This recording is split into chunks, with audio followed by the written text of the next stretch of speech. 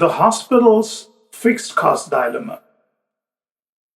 I mentioned earlier that HCOs, healthcare organizations, hospitals, sit uncomfortably between the spectrum of a production and human services enterprise.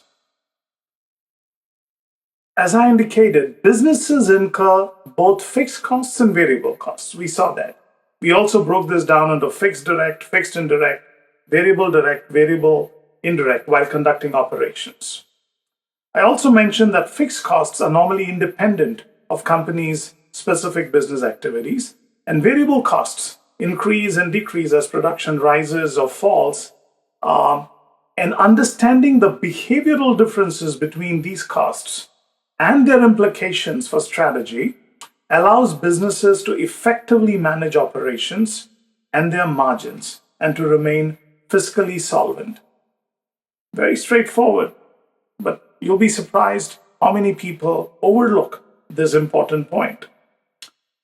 We also saw that there are fixed and variable costs in healthcare, but the reality is that a significant percentage of hospital costs are actually fixed, whether they're associated with buildings, salaries, equipment, rent, property tax, insurance, facility maintenance, facility management, depreciation, other overheads. Even seemingly variable costs, as I mentioned earlier, in a hospital behaves as a fixed expense in the medium term. And this is the conundrum.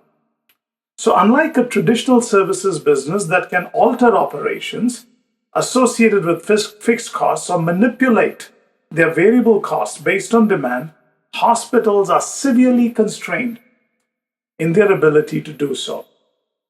Therefore, hospitals are kind of stuck between a rock and a hard place. The high fixed cost to variable cost ratio creates a liability for hospitals when they are faced with reduced admissions. And this is where the problem begins, because there is this growing chorus for early detection, preventative healthcare. Governments and regulators are focused on reducing the healthcare expenditure to balance their budgets. But then, in my opinion, hospitals, the way they're currently structured and financially designed, cannot deal with such a scenario. You see, the reality, because of this persistent fixed cost dilemma, the reality is that our healthcare system is only designed for sick care. You know what I'm saying? Our healthcare systems are not financially designed to keep our citizens healthy. It is not designed to prevent diseases. This is the stark reality. This is the naked truth.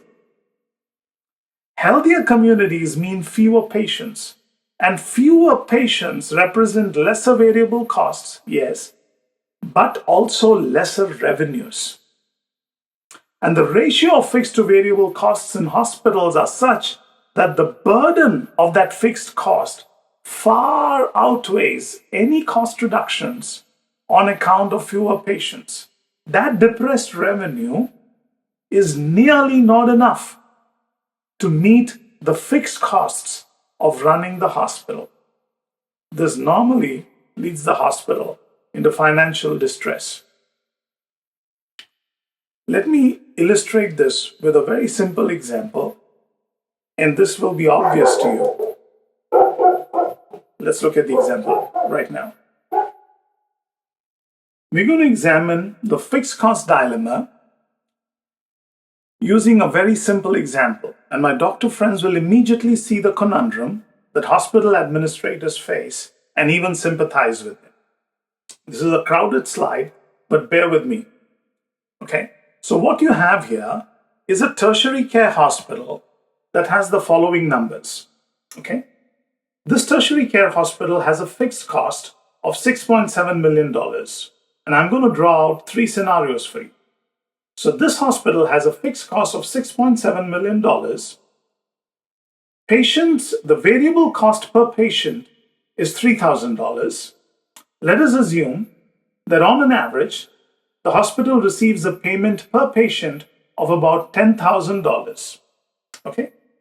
Now, we will look at three scenarios. Baseline scenario is when the hospital receives a patient load of 1,000 per annum. Scenario 2 is when the hospital receives a 20% increase to that baseline and has 1,200 as its patient load. Scenario 3 is when that patient load dips by 20% and goes to 800. And we will now see what happens to its bottom line in these three scenarios. So in scenario 1, the total cost is 6.7 million fixed cost plus the variable cost, in this case 3,000 into 1,000 patients. So that is 9.7 million. The revenue in scenario 1, 10,000 per patient into 1,000, that's 10 million. And the gross margin is 0.3 million, which is 10 million minus 9.7, and that's about 3%. Right? So in scenario 1, where you had 1,000 patients, all other things remaining the same, you generated a gross margin of 3%. In scenario 2, when the patient load increased by 20% to 1,200, the total costs went up because you have the same fixed cost, 6.7 million, and then you add the variable costs, which is 3,000 into now the increased 1,200, so your total cost is 10.3 million. The revenue also increases, so it's 10,000 per patient into now 1,200 patients, so your revenue is now 12 million. When you take the gross margin in this case, it's 12 million minus 10.3, that's 1.7 million, and your gross margin is now 14%. So this change from 1,000 to 1,200 has increased your gross margin from 3% to 14%. And now when you go down to 800, and the patient load falls to 800, the total costs come down to 9.1 mil, the revenue dips to 8 mil, and now the hospital is in the red. It has made a loss of $1.1 million, and that's minus 13%. You will see that the fixed cost, the total fixed cost as a percentage is only 65% in scenario 2. It goes up to 69% in scenario 1 when it is 1,000, but is 74% when the hospital patient load is down to 800. A 20% change in patient volume has swung the baseline, has swung the gross margins by almost 466%. And this is very typical of manufacturing enterprises. I repeat, a 20% change in patient volume from the base swung the gross margins by almost 466%. And in the same way, a small change also resulted in the hospital going from black to red. Because of what I just illustrated to you with that example of the fixed cost problem that hospitals face, the reality is that hospitals really have no incentive today to keep populations healthy. Because the hospital is financially designed in a way that it gains only when citizens have a sentinel event. Hospitals and doctors get paid for doing more, not for doing better. Overdiagnosis, overtreatment are likely results.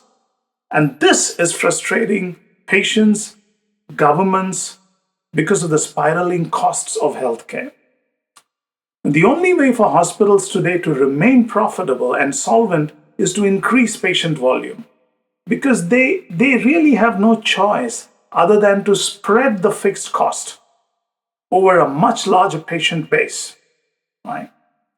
So today, hospitals are trying to do two things: trying to increase their patient load and then sneaking in pricing into the bills, which is outrageous, and we'll come to that in a bit.